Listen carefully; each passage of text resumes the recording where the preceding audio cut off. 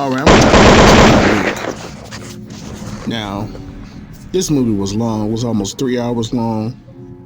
No, it was action packed, and some plot holes in the movie. But my biggest gripe about the movie was too long for me. I like a movie that's like 2 hours, 30 minutes, but 3 hours, oh no. But the past three John Wicks have been good. This one was okay. Like I said, it's just a little bit too long for me.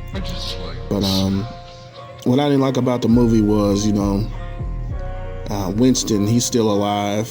I don't know why John Wick didn't kill him. And they brought in some other characters into this movie. The Marquis, played by Bill Skarsgård, and Kane, Donnie Yen. They added some people, a blind assassin. That was cool. But they made the Marquis, played by Bill Skarsgård, they made him look weak. And the man didn't want to face John Wick on his own. He had to go get Kane, the blind assassin, to do his dirty work, which wasn't cool. And I was thinking this dude was a boss, but he wasn't. He was a coward. That's the thing that took away from the movie a little bit to me, because the guy was a coward, and he didn't want to shoot John Wick. He didn't want to kill John Wick on his own, and that was a cowardly move. And he put a bounty on John Wick, keep him from coming to the duel at the end of the movie, which was cowardly also. This man did so much cowardly stuff, it's ridiculous, and that's what made the movie a little bit down for me. It's a little bit of a downer. I expected more from this dude, not this character. I was very disappointed. And Winston, I'm so tired of him. They just keep drawing this dude in these movies. This dude is just an opportunist. And R.I.P. to Lance Reddick. He was a concierge at the hotel in John Wick. They ended up killing him. But in real life, he ended up dying a couple weeks ago, last week, I believe. So that was kind of disturbing to see a little bit, that this man died in real life, and you see him getting killed in the movie. Yeah, it was kind of messed up. But R.I.P. to him. They could cut this movie down at least 15 minutes. I would have been okay with that. 15 minutes. They could cut some of this stuff out of the movie. It was just long and drawn out, and I like the shooting, I like the fighting, but they could have cut back on it a little bit. And they had this guy play Mr. Nobody. I forgot what his name was, but he was a good addition to the story. He was cool, but this need to be the last John Wick. No more John Wicks. He ended up dying at the end of the movie. Spoiler alert, but I don't know if he's still alive or what, but they left it open-ended. So then there was a post-credit scene with Kane and the Japanese continental owner's daughter, killing the dude because he was protecting John Wick, and then they left the daughter alive.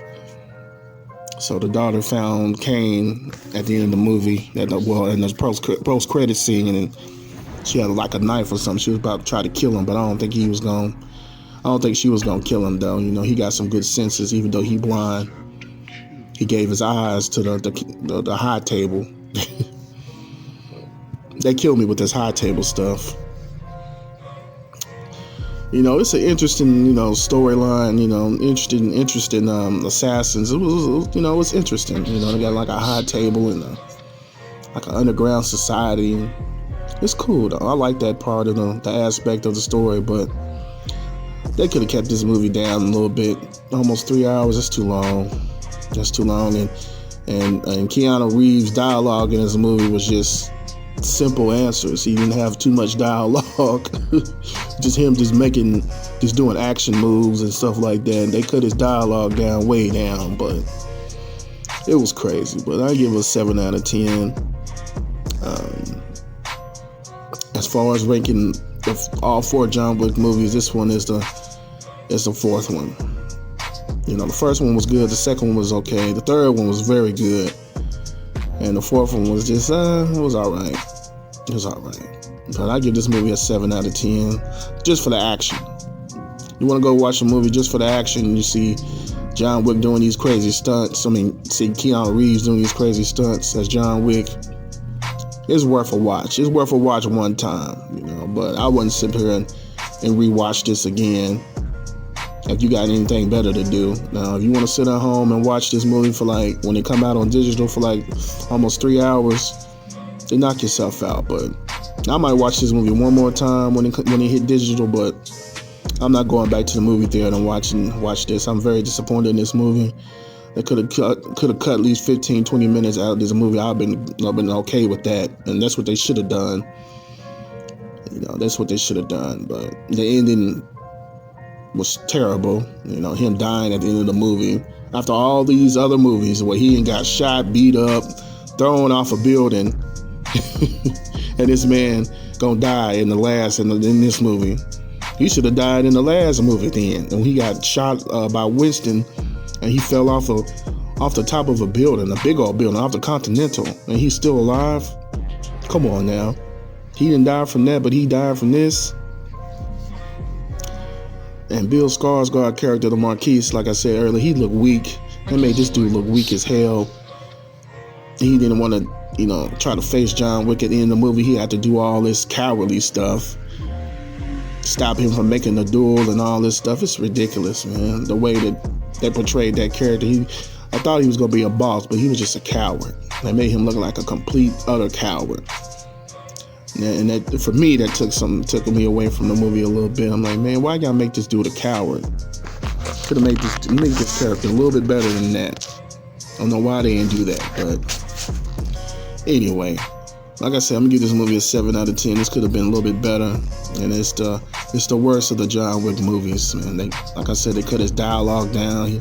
Only thing he says is "yeah." You know, you hear him saying "yeah" all the time. It's like, what the hell? Come on, man. What the hell's going on with this movie?